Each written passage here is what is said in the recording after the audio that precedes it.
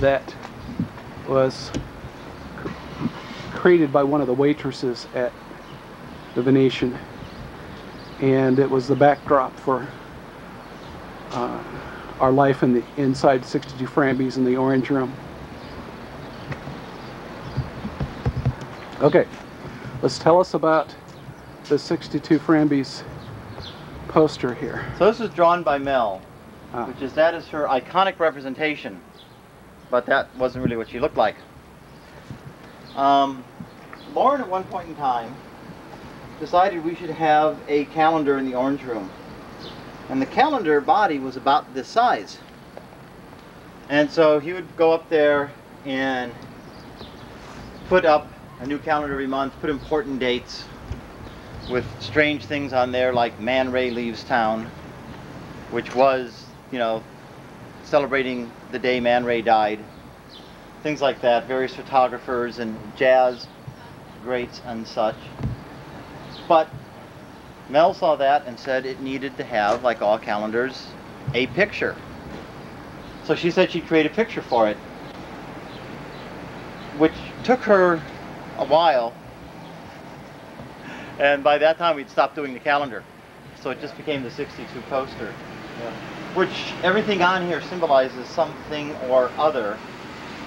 Obviously Lauren, in his photography phase, these are like all the people that he would capture in his camera. Now, as I remember, the reason that there's hats down below there, if you notice the foreground hat, right, that was originally a camera lens that she messed up and turned into, and decided that isn't where she wanted to put the camera, and so had to turn a circular object, cylindrical object, into something else. And so the only thing she could think of was, oh, I'll turn that into a hat.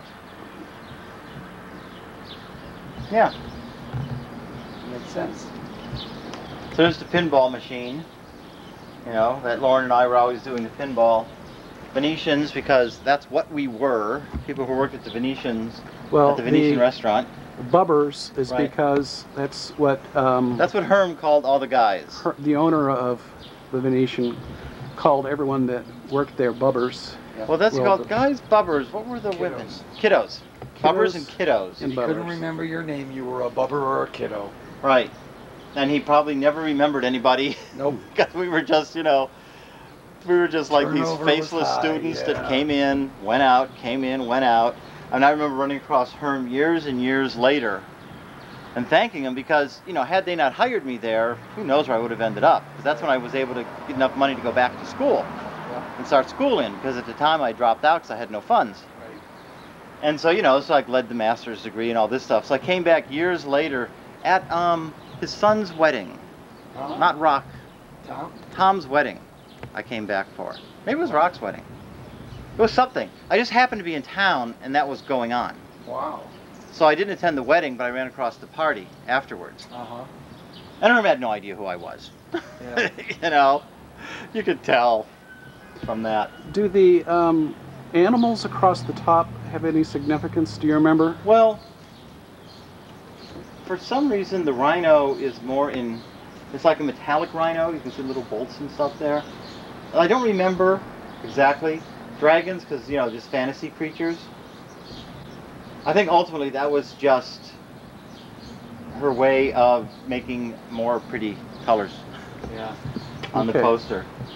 I always wondered whether those animals across the top had some significance, but... Yeah, I don't recall that being the case. The sort of stellar space scene and stuff, and me in a spacesuit, because Lauren and I were always considered to be cosmic. Well, by people. Science fiction. Were we going to science fiction conventions at that point? Or?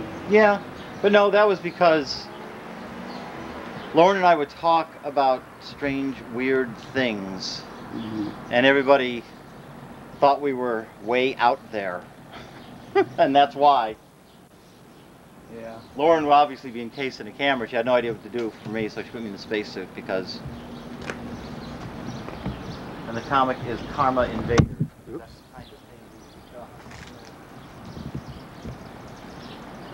I always liked part of the family. Yeah.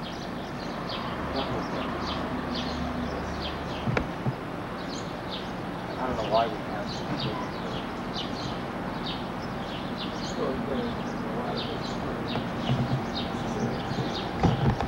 And I know that she did it because I met her. Here we are inside.